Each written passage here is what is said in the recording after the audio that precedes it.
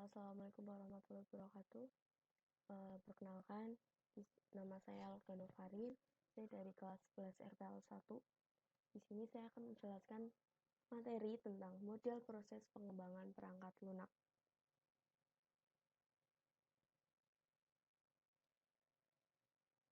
Pertama, tahapan proses pengembangan perangkat lunak. Kemudian ada ragam model pengembangan perangkat lunak. Di ragam model pengembangan perangkat lunak ini ada 3. Yang pertama adalah model air terjun atau yang biasa dikenal dengan model waterfall. Model pertama yang diterbitkan untuk proses pengembangan perangkat lunak yang diambil dari proses rekayasa lain atau Voice tahun 1970. Nah, model ini tuh mengusulkan sebuah pendekatan perkembangan perangkat lunak yang sistematik dan sekunsial yang dimulai pada tingkat dan kemajuan sistem pada seluruh tahapan analisis, desain, kode, pengujian, dan pemeliharaan. Dan ini pemodelan sistem informasinya itu ada analisis dan juga desain, kemudian ke kode, terus ke desain, ke teks. Teks ini bisa berarti pengujian, dan yang terakhir ke pemeliharaan. Nah, ini tahapan-tahapan pengembangan model sequential linear atau waterfall development model. Dan ini yang tadi, yang analisis, ini pengertiannya rekayasa dan pemodelan sistem atau informasi. Dan itu ada analisis dan desain. Nah, yang pertama itu dimulai dengan membangun keseluruhan elemen sistem dan memilah bagian-bagian mana yang akan dijadikan bahan pengembangan perangkat lunak dengan memperhatikan hubungannya dengan hardware, user, dan database. Jadi itu di sini kita itu memilih bagian-bagian mana yang akan kita kembangkan di perangkat lunak. Tapi kita harus memperhatikan hubungannya dengan hardware, user, dan juga database. Kemudian ada analis kebutuhan perangkat lunak.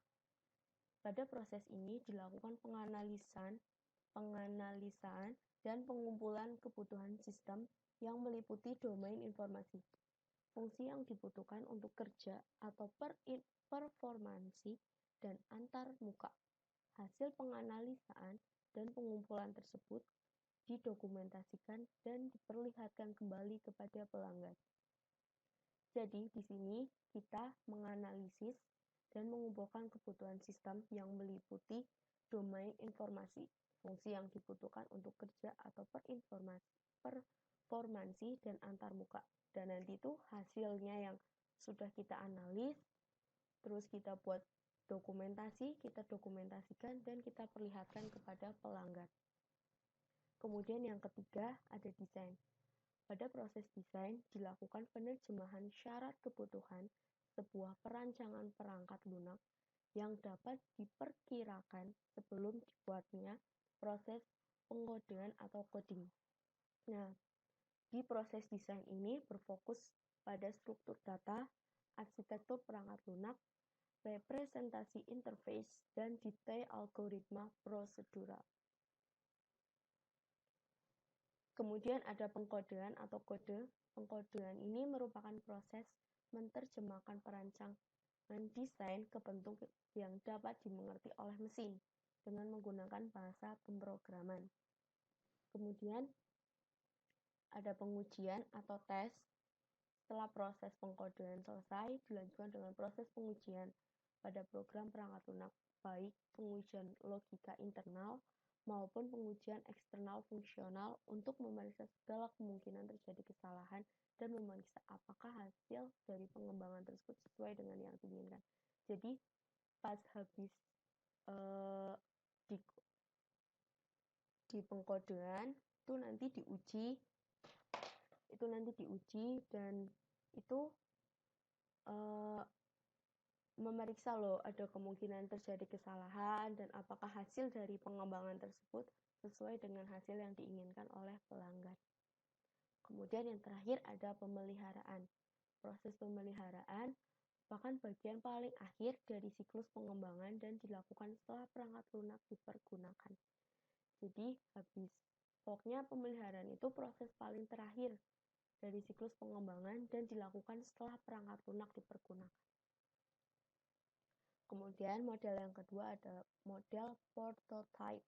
Model prototype merupakan suatu paradigma baru dalam metode pengembangan perangkat lunak, di mana metode ini tidak hanya sekedar evolusi dalam dunia pengembangan perangkat lunak, tapi juga merevolusi metode pengembangan perangkat lunak yang lama, yaitu sistem sekuensial yang biasa dikenal dengan nama SDLC atau Waterfall Development Model.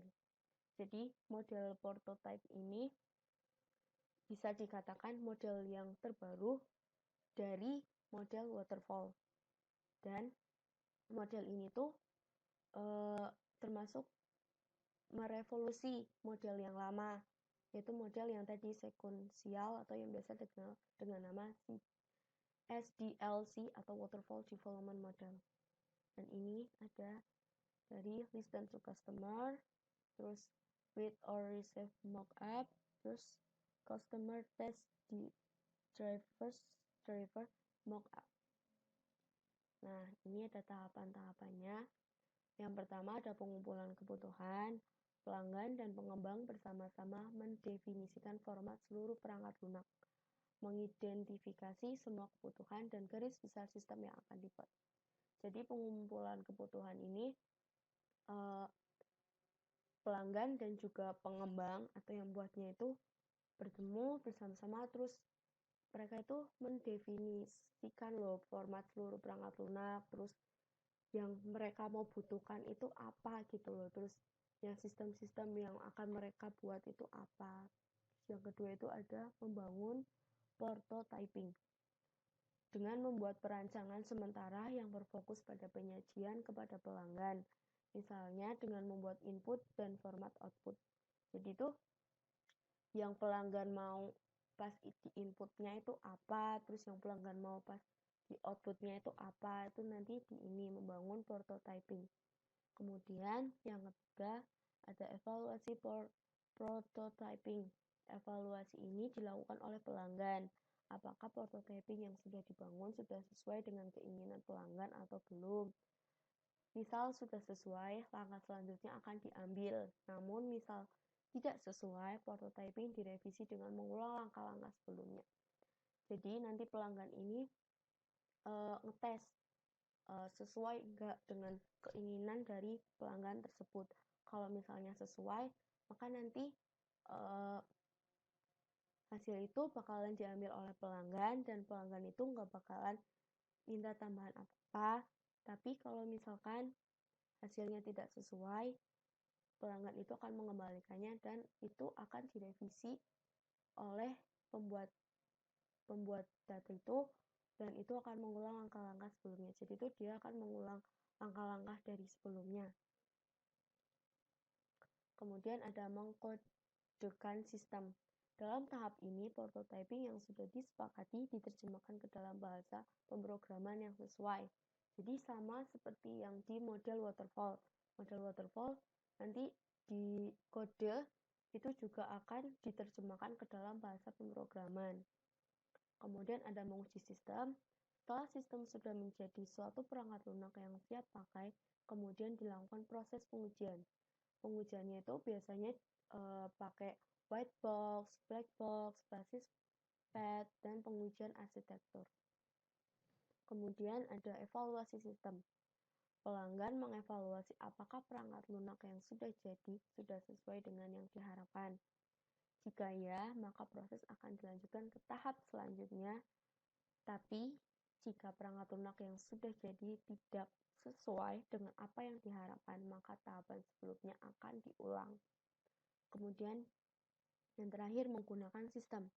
Perangkat lunak yang telah diuji dan diterima pelanggan siap untuk digunakan. Yang ketiga ada model Rapid Application Development atau RAD. Rapid Application Development atau RAD adalah sebuah model proses pengembangan perangkat lunak sequential linear yang menekankan siklus perkembangan yang sangat pendek, kira-kira 60-90 hari. Model RAD ini merupakan sebuah adaptasi kecepatan tinggi dari model sequential linear di mana perkembangan cepat dicapai dan menggunakan pendekatan konstruksi berbasis komponen. Nah, ini contohnya ada tim 1, pemodelan bisnis, terus pemodelan data, pemodelan proses, pembentukan aplikasi, dan pengujian dan turnover. Kemudian tim 2, ini ada pemodelan bisnis, pemodelan data, pemodelan proses, pembentukan aplikasi, pengujian dan turnover. Dan ini yang di tim 1, 2, dan 3 ini sama saja dan siklusnya adalah 60 sampai 90 hari. Dan ini tahapan-tahapannya. Pertama ada business modeling. Untuk yang di fase ini tuh untuk mencari aliran informasi yang dapat menjawab pertanyaan berikut. Jadi di business modeling ini kita bisa mendapatkan jawaban-jawaban dari apa yang mau kita tanyain loh. Misal kayak pertanyaan pertama itu ada informasi apa yang mengendalikan proses bisnis. Terus nanti informasi apa yang akan dimunculkan. Terus yang kedua ada data modeling. Informasi yang didefinisikan sebagai bagian dari fase business modeling disaring ke dalam serangkaian objek data yang dibutuhkan untuk menopang bisnis tersebut. Karakteristik atau atribut masing-masing objek diidentifikasi dan hubungan antar objek-objek tersebut didefinisikan. Kemudian ada proses modeling. Informasi yang didefinisikan di dalam fase data modeling ditransformasikan untuk mencapai aliran informasi yang perlu bagi implementasi sebuah fungsi bisnis. Gambaran pemrosesan ini tuh diciptakan untuk menambah, memodifikasi, menghapus, atau mendapatkan sebuah objek data. Kemudian ada application generation. Selain menggunakan bahasa pemrograman generasi 3, RAD juga memakai komponen program yang telah ada atau diciptakan komponen yang bisa dipakai lagi. Alat-alat bantu bisa dipakai untuk memfasilitasi konstruksi perangkat lunak. Kemudian ada testing dan turnover, yang tadi bahas proses yang terakhir. Terus proses RAD menekankan pada pemakaian kembali, banyak komponen program telah diuji. Terus hal ini tuh mengurangi keseluruhan waktu pengujian, tapi komponen baru harus diuji dan semua interface harus dilatih secara penuh. Terus ada model spiral atau model bond. Terus model ini tuh mengadaptasi dua model perangkat lunak yang ada, yaitu model prototyping dan pengulangannya dan model waterfall dengan pengendalian dan sistematikanya. Jadi di model spiral ini masih kayak ada hubungannya sama model prototyping yang tadi dan juga model waterfall. Model ini dikenal dengan sebutan spiral buoyant. Pengembangan dalam model ini memadu padankan beberapa model umum untuk menghasilkan produk khusus atau untuk menjawab persoalan-persoalan tertentu selama proses pengerjaan proyek. Nah, ini ada liaison, planning, risk analysis, engineering, construction, and release, terus system evaluation. Nah, terus ini pengertiannya. Yang ini tahapan liaison itu tahapan itu dibangun komunikasi yang baik dengan calon pengguna atau pemakai. Dibangun komunikasi yang baik dengan calon pengguna atau pemakai. Jadi kita itu bangun komunikasi yang baik dengan pengguna atau pemakai di tahapan liaison ini. Terus dua ada tahap planning atau perencanaan. Pada tahap ini tentukan sumber-sumber informasi, batas waktu, dan informasi yang dapat menjelaskan proyek. Kemudian ada tahap analisis risiko. Mendefinisikan risiko, menentukan apa saja yang menjadi risiko baik teknis maupun manajemen. Kemudian ada tahap rekayasa atau engineering, yaitu pembuatan prototype yang tadi di model prototype ini digunakan lagi. Terus ada tahap konstruksi dan pelepasan atau rilis. Pada tahap ini dilakukan pembangunan perangkat lunak yang dimaksud diuji, diinstal, dan diberikan sokongan-sokongan tambahan untuk keberhasilan proyek. Kemudian ada tahapan evaluasi. pelanggan atau pemakai biasanya memberikan masukan berdasarkan hasil yang didapat dari tahap engineering dan instalasi. Jadi di tahap evaluasi itu pelanggan itu kayak ngasih saran. Jadi itu dia ini harusnya gini, ini harusnya gini. Itu di tahap evaluasi. Terus yang kelima ada model 4GT. Istilahnya itu metode pengembangan perangkat lunak. Generasi keempat mengarahkan ke perangkat lunak yang umum, yaitu tiap pengembang perangkat lunak menentukan beberapa karakteristik perangkat lunak pada level tinggi. Saat ini, pengembangan perangkat lunak yang mendukung 4GD berisi tool-tool sebagai berikut.